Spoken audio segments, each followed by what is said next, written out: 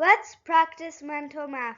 How much is 20 minus 4 and 5 over 8?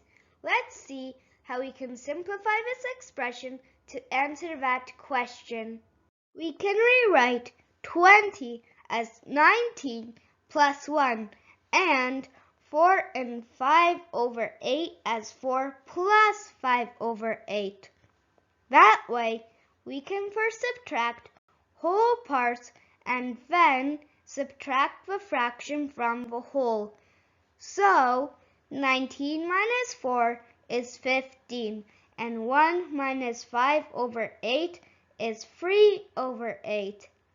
And the final answer is 15 and 3 over 8.